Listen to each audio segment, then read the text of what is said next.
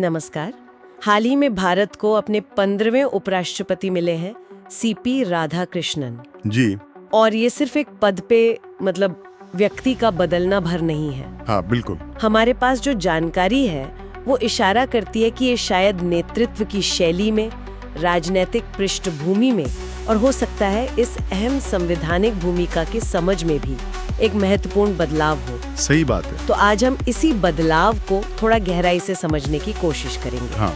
हमारे पास सीपी राधाकृष्णन के चुनाव और जो पूर्व उपराष्ट्रपति थे जगदीप धनखड़, उनके कार्यकाल और इस्तीफे से जुड़ी जो जानकारी है उसका विश्लेषण करेंगे। हाँ, और कोशिश यही रहेगी कि इन उपलब्ध स्रोतों के आधार पर हम न केवल इन दोनों नेताओं की पृष्ठभूमि और कार्यकाल के मुख्य बिंदुओं को सामने लाएं, बल्कि उनके बीच जो अंतर हैं उनको भी समझें। हाँ, बिल्कुल। इससे ये जानने में मदद मिलेगी कि ये परिवर्तन मतलब राष्ट्रीय राजनीति और संवैधानिक पदों की भूमिका के बारे में क्या संकेत देता है। ठीक है, तो सबसे पहले बात करते हैं नए उपराष्ट्रपति सीपी राधाकृष्णन की। जी।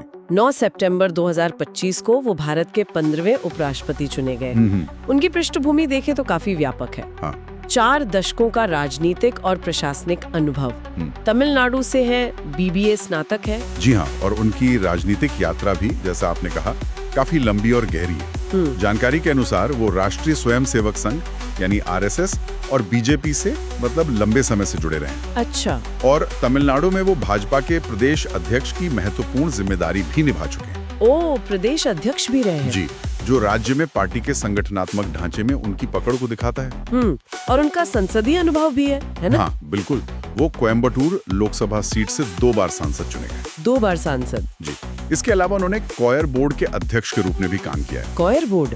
अच्छा। हाँ, ये नारियल जटा उद्योग से जुड़ा एक प्रमुख सरकारी निकाय है। दक्षिण भारत की अर्थव्यवस्था के लिए काफी महत्वपूर्ण है। और प्रशासनिक अनुभव की बात करें तो राज्यपाल भी रहे हैं कई जगह के। ये एक बहुत महत्वपूर्ण पहलू है। वो झारखंड, तेलंगाना, पुदुचेरी और अंत में महाराष्ट्र, कई राज्य हो गए तो। हाँ, अलग अलग राज्यों के राज्यपाल रहे हैं। तो राज्यपाल के तौर पर ये जो विविध अनुभव है, ये उन्हें देश के संघीय ढांचे की जटिलताओं और विभिन्न क्षेत्रीय चिंताओं की शायद एक गहरी समझ देता होगा। हाँ, जो राज्यसभा के सभापति के रूप में उनके काम आ सकती है। बिल्कुल बिल्कुल प्रासंगिक हो सकता है। चुनाव में उनकी जीत भी काफी प्रभावशाली रही, सुनने में आया है। 452 वोट मिले। जी हाँ। और जानकारी उनके व्यक्तित्व के बारे में ये बताती है कि वो आमतौर पर मृदुभाषी है, मतलब बहुत टकराव वाले नेता नहीं माने जाते। हाँ, ये छवि है उनकी। और तमिलनाडु के गोंडर, कोंगू, वेल्लार समुदाय से आते हैं। जी, जिसे राज्य की राजनीति और सामाजिक समीकरणों में एक अहम स्थान रखने वाला माना जाता है। तो यहाँ जो बात उभर कर सामने आ रही है वो क्या है? मतलब उनका चुनाव कई स्तरों पर मायने रखता है। हाँ, देखिए, पहला तो ये कि ये दक्षिण भारत, खासकर तमिलनाडु से राष्ट्रीय नेतृत्व में बढ़ते प्रतिनिधित्व का एक साफ संकेत है। दूसरा, ये केंद्र में जो सत्तारूढ़ एनडीए गठबंधन है उसकी निरंतर राजनीतिक पकड़ और प्रभाव को भी पुष्ट करता है। उनका इस पद पर आना एक तरह से एनडीए की रणनीति का हिस्सा लगता है। और उनके व्यक्तित्व और पृष्ठभूमि का मेल, मतलब आरएसएस बीजेपी से जुड़ाव और साथ ही ये मृदुभाषी स्वभाव, ये उपराष्ट्रपति के तौर पर उनके कार्यकाल को कैसे आकार दे सकता है? हाँ, खासकर अगर हम पिछले उपराष्ट्रपति के कार्यकाल की पृष्ठभूमि में देखें तो ये एक बहुत विचारणीय बिंदु है। देखिए, उनकी आरएसएस और भाजपा की पृष्ठभूमि ये संकेत तो देती है कि वो वैचारिक रूप से पार्टी और सरकार की प्राथमिकताओं के साथ जुड़े रहेंगे। लेकिन उनका जो मृदुभाषी और गैर टकराव वाला व्यक्तित्व बताया जा रहा है, वो राज्यसभा के संचालन में एक अलग कार्यशैली ला सकता है। अच्छा, कैसे? राज्यसभा, जो राज्यों की परिषद है, वो अक्सर तीव्र राजनीतिक बहस और टकराव का केंद्र बनती है। हाँ, ये तो है। ऐसे में एक सभापति जिसकी छवि कम टकराव वाली हो, वो शायद सदन के माहौल और कामकाज के तरीके को बदल सकता है। और ये निश्चित रूप से पिछले उपराष्ट्रपति जगदीप धनखड़ की शैली से एक स्पष्ट अंतर पेश कर सकता है। हाँ, जिनके कार्यकाल के बारे में जानकारी कुछ अलग तस्वीर पेश करती है, जैसा आपने कहा। बिल्कुल। तो चलिए अब जरा जगदीप धनखड़ के कार्यकाल और उनके पद छोड़ने की परिस्थितियों पर भी नजर डालते हैं। जी। उन्होंने जुलाई 2025 में, मतलब इसी साल, स्वास्थ्य कारणों का हवाला देते हुए उपराष्ट्रपति पद से इस्तीफा दे दिया था। इस्तीफे का आधिकारिक कारण तो स्वास्थ्य ही बताया गया। हालांकि देखिए, इस तरह के उच्च स्तरीय इस्तीफों के समय और कारण पर अक्सर राजनीतिक गलियारों में चर्चा होती ही है। वो तो है। उनकी पृष्ठभूमि अगर देखें तो वो एक वरिष्ठ वकील रहे हैं और उपराष्ट्रपति बनने से पहले पश्चिम बंगाल के राज्यपाल थे। हाँ, और वहाँ उनका कार्यकाल काफी सुर्खियों में रहा था राज्य सरकार के साथ उनके संबंधों को लेकर। बिल्कुल बिल्कुल। और उपलब्ध जानकारी के अनुसार उपराष्ट्रपति के तौर पर भी उनका कार्यकाल काफी मुखर रहा। हाँ। और कई बार संस्थागत टकराव की स्थितियों से चिन्हित हुआ, ऐसा कहा जाता है। बिल्कुल, जानकारी विशेष रूप से कुछ घटनाओं पर प्रकाश डालती है। हाँ। जैसे एक उदाहरण है न्यायपालिका की उनकी सार्वजनिक और मुखर आलोचना। अच्छा, न्यायपालिका की आलोचना। हाँ, ये काफी असामान्य माना गया कि उपराष्ट्रपति जैसे संवैधानिक पद पर बैठा व्यक्ति न्यायपालिका की स्वतंत्रता और कार्यप्रणाली पर, खासकर कोलेजियम सिस्टम पर इतनी तीखी और सार्वजनिक टिप्पणी करे। इससे तो तनाव बढ़ने की आशंका रही होगी। हाँ, जताई गई थी कार्यपालिका और न्यायपालिका के बीच। और राज्यसभा अध्यक्ष के रूप में भी उनके कुछ फैसलों को टकराव बढ़ाने वाला माना गया। जी हाँ, जानकारी ये भी बताती है कि उनके कार्यकाल में कुछ अभूतपूर्व संवैधानिक टकराव की स्थितियां भी पैदा हुई। जैसे उनके खिलाफ विपक्ष द्वारा अविश्वास प्रस्ताव लाने तक की बात हुई और एक ही सत्र में बड़ी संख्या में विपक्षी सांसदों का निलंबन। हाँ, ये तो बहुत बड़ी घटना थी। जी हाँ, यहाँ ये दोहराना जरूरी है, जैसा आपने भी कहा कि हम केवल उपलब्ध स्रोतों में दी गई जानकारी को प्रस्तुत कर रहे हैं। हाँ, हम कोई पक्ष नहीं ले रहे। बिल्कुल नहीं, स्रोत आधारित विश्लेषण ही हमारा उद्देश्य है। लेकिन अगर हम इन घटनाओं को बड़े परिप्रेक्ष्य में देखें तो धनखड़ का कार्यकाल ये दिखाता है कि उपराष्ट्रपति का पद, जिसे अक्सर सिर्फ एक औपचारिक या सेरेमोनियल भूमिका मान लिया जाता है, हाँ, ज्यादातर लोग यही समझते हैं, वो वास्तव में संस्थागत संतुलन, संसदीय कार्यवाही और व्यापक राजनीतिक विमर्श पर कितना गहरा और सीधा प्रभाव डाल सकता है। अच्छा। राज्यसभा के सभापति के रूप में उनके पास नियम तय करने और सदन चलाने की महत्वपूर्ण शक्तियां होती हैं, जिनका उपयोग सरकार विपक्ष संबंधों की दिशा तय कर सकता है। तो उनके कार्यकाल ने इस पद की शक्ति और प्रभाव को एक तरह से उजागर किया।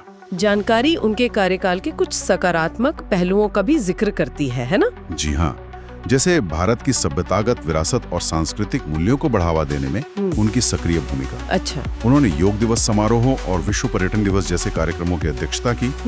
ये पहलू भी महत्वपूर्ण है। संवैधानिक पदों पर बैठे व्यक्तियों से अक्सर ये अपेक्षा की जाती है कि वे देश की सांस्कृतिक और ऐतिहासिक पहचान को बढ़ावा देने में भूमिका निभाएं। सही बात है। उपलब्ध जानकारी के अनुसार धनखड़ जी ने इस भूमिका को काफी उत्साह और सक्रियता से निभाया, जो सरकार की सांस्कृतिक राष्ट्रवाद की नीति के अनुरूप भी देखा गया।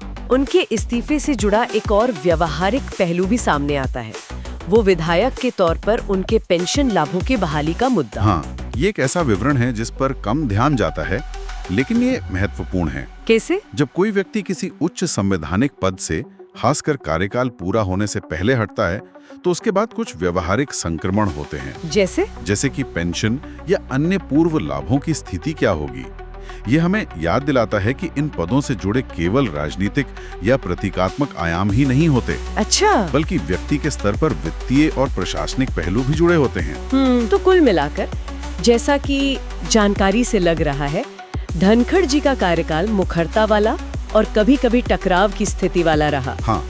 जो कि राधाकृष्णन जी की कथित गैर टकराव वाली शैली के बिल्कुल विपरीत है। निश्चित रूप से। और यही विरोधाभास, यही कॉन्ट्रास्ट हमें इस महत्वपूर्ण सवाल पर लाता है कि ये बदलाव आखिर कितना गहरा है। क्या ये सिर्फ दो अलग-अलग व्यक्तित्वों का मामला है या इसके पीछे व्यापक राजनीतिक और संस्थागत निहितार्थ छिपे हैं? तो इन सब जानकारियों का निचोड़ क्या निकालें हम? इन दोनों नेताओं के बीच स्पष्ट अंतर तो दिख रहे हैं, शैली में, राजनीतिक पृष्ठभूमि में और शायद पद को निभाने के तरीके में भी। हाँ, बिल्कुल। ये तुलना एक दिलचस्प तस्वीर पेश करती है। एक तरफ सीपी राधाकृष्णन है, जिन्हें मृदुभाषी, गैर टकराव वाला बताया जा रहा है, जिनका लंबा संगठनात्मक अनुभव है, आरएसएस बीजेपी से जुड़ाव और प्रशासनिक अनुभव भी है, विभिन्न राज्यों के राज्यपाल रहे हैं। जी। दूसरी ओर जगदीप धनखड़ थे, जिनकी पहचान मुखरता और, जैसा सूत्रों में वर्णित है, कभी-कभी टकराव मोल लेने वाले नेता की रही, जिनकी पृष्ठभूमि कानूनी थी, पश्चिम बंगाल के राज्यपाल रहे और जिनका कार्यकाल संस्थागत घर्षण और न्यायपालिका के साथ तनाव के लिए चर्चा में रहा। तो उपलब्ध जानकारी इस बदलाव को किस रूप में देखती है? क्या ये सिर्फ व्यक्तियों का फेरबदल है या कुछ और? विश्लेषण से तो ऐसा लगता है कि इसे सिर्फ व्यक्तियों के बदलाव से ज्यादा महत्व दिया जा रहा है। अच्छा। ये संभवतः सत्तारूढ़ एनडीए की रणनीति में एक सचेत बदलाव का संकेत हो सकता है। मतलब शायद पिछले कार्यकाल के अनुभवों के बाद, खासकर सदन में बार बार होने वाले टकरावों को देखते हुए अब एक ऐसी नेतृत्व शैली को प्राथमिकता दी जा रही है जो कम टकराव वाली हो। जो सदन के सुचारू संचालन में मददगार हो। बिल्कुल। या ये भी संभव है कि ये बदलती राजनीतिक परिस्थितियों के अनुसार नेतृत्व शैली में लाया गया एक अनुकूलन हो, एक एडजस्टमेंट हो। और संवैधानिक भूमिका के नजरिए से इसका क्या प्रभाव पड़ सकता है? मतलब क्या राधा कृष्णन जी का कार्यकाल राज्यसभा के संचालन में एक नई गतिशीलता लाएगा? हाँ। या फिर कार्यपालिका और न्यायपालिका के संबंधों पर इसका कोई असर दिखेगा, खासकर धनखड़ जी की न्यायपालिका पर की गई मुखर टिप्पणियों के बाद? असर तो निश्चित रूप से अपेक्षित है। देखिए, राज्यसभा के सभापति के तौर पर राधाकृष्णन जी की कार्यशैली सदन के माहौल को सीधे तौर पर प्रभावित करेगी। वो कैसे? उनकी जो ये गैर टकराव वाली छवि बताई जा रही है, वो शायद विपक्ष के साथ संवाद और समन्वय के लिए बेहतर माहौल बना सकती है, या कम से कम टकराव के जो तीव्र क्षण होते हैं उन्हें कम कर सकती है। जहाँ तक कार्यपालिका न्यायपालिका संबंधों का प्रश्न है, देखिए, उपराष्ट्रपति सीधे तौर पर तो इस समीकरण में शामिल नहीं होते। हाँ, वो तो है। लेकिन उनकी सार्वजनिक बयानबाजी या उनकी चुप्पी ये निश्चित रूप से समग्र माहौल को प्रभावित करती है। धनखड़ जी की तीखी आलोचनाओं के बाद राधाकृष्णन जी का संभवतः अधिक सतर्क और पारंपरिक दृष्टिकोण अपनाना इन संवेदनशील संबंधों में कुछ नरमी ला सकता है। ये देखना भी दिलचस्प होगा कि उनकी जो पृष्ठभूमि है, खासकर उनका लंबा संगठनात्मक अनुभव, वो राज्यसभा के जटिल माहौल के संचालन में किस तरह काम आता है। हाँ, ये बिल्कुल सही पॉइंट है।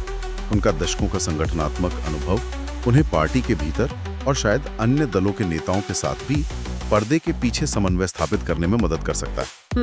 और विभिन्न राज्यों में राज्यपाल के रूप में काम करने का अनुभव उन्हें भारत की विविधता और संघीय ढांचे की जमीनी हकीकत की बेहतर समझ देता है। ये सब मिलकर राज्यसभा, जो कि राज्यों का प्रतिनिधित्व करती है, उसके सभापति के रूप में उनकी भूमिका को प्रभावी ढंग से निभाने में सहायक हो सकता है। तो इस पूरी चर्चा से हमने क्या मुख्य बातें समझी? अगर संक्षेप में कहें तो सीपी राधाकृष्णन का उपराष्ट्रपति चुना जाना एक अनुभवी, मृदुभाषी और प्रशासनिक पृष्ठभूमि वाले नेता को इस पद पर लाता है। जी। ये चुनाव दक्षिण भारत से क्षेत्रीय प्रतिनिधित्व को मजबूत करता है और साथ ही केंद्र में एनडीए की राजनीतिक स्थिति को भी दर्शाता है। बिल्कुल। और वहीं दूसरी ओर जगदीप धनखड़ का कार्यकाल, जैसा कि उपलब्ध जानकारी बताती है, उनकी मुखर शैली संस्थागत टकरावों और खासकर न्यायपालिका और सदन संचालन के संदर्भ में और कुछ महत्वपूर्ण और अभूतपूर्व संवैधानिक क्षणों के लिए याद किया जाएगा। सही। उनका कार्यकाल ये भी रेखांकित करता है कि उपराष्ट्रपति का पद अगर सक्रियता से निभाया जाए तो कितना प्रभावशाली और राजनीतिक रूप से महत्वपूर्ण हो सकता है। बिल्कुल। ये परिवर्तन हमें ये भी याद दिलाता है कि संवैधानिक पदों पर जो व्यक्ति बैठते हैं, उनकी व्यक्तिगत पृष्ठभूमि, उनका स्वभाव, उनकी कार्यशैली, ये सब कितना मायने रखता है। हाँ, बहुत ज्यादा। वो न केवल उस पद की गरिमा और कार्यप्रणाली को प्रभावित करते हैं, बल्कि राष्ट्रीय राजनीति के मिजाज और विभिन्न संस्थाओं के बीच के नाजुक संतुलन पर भी गहरा असर डाल सकते हैं। सही कहा आपने। हर नियुक्ति के साथ सिर्फ एक व्यक्ति नहीं आता, बल्कि उसके साथ आता है अनुभवों का एक पूरा खजाना, काम करने का एक खास तरीका और प्राथमिकताओं का एक सेट, जो उस संस्था के कामकाज को चाहे थोड़ा ही सही एक नई दिशा या कम से कम एक नया रंग जरूर देता है। उपलब्ध जानकारी हमें इन दो कार्यकालों का एक स्पष्ट खाका तो देती है, लेकिन एक विचार जो अंत में सोचने पर मजबूर करता है वो ये है कि संवैधानिक पदों पर व्यक्तित्व का प्रभाव कितना स्थायी होता है। ये बहुत महत्वपूर्ण सवाल है। क्या जगदीप धनखड़ के कार्यकाल के दौरान जो मुद्दे सतह पर आए, जैसे कि संस्थागत टकराव, चाहे वो न्यायपालिका के साथ हो या सदन के भीतर सांसदों के निलंबन जैसी घटनाएं, क्या वो मुद्दे उनके पद से हटने के साथ ही पृष्ठभूमि में चले जाएंगे या बात कुछ और है? ये वास्तव में एक गहरा और प्रासंगिक सवाल है। क्या वो मुद्दे व्यक्ति केंद्रित थे जो उनके जाने से समाप्त हो जाएंगे, या फिर वे हमारी व्यवस्था में गहरे बैठे प्रणालीगत मुद्दे हैं जिनका सामना नए उपराष्ट्रपति को भी शायद एक अलग रूप में या अलग तरीके से करना पड़ सकता है? क्या संस्थाओं के बीच शक्ति संतुलन और कार्यक्षेत्र का सवाल स्थायी है, भले ही नेतृत्व बदलता रहे? हाँ, ये सोचने वाली बात है। इस पर निश्चित रूप से आगे भी नजर रखने और विचार करने की जरूरत है, और आने वाला समय ही बताएगा कि नए उपराष्ट्रपति का कार्यकाल इस दिशा में क्या मोड़ लेता है।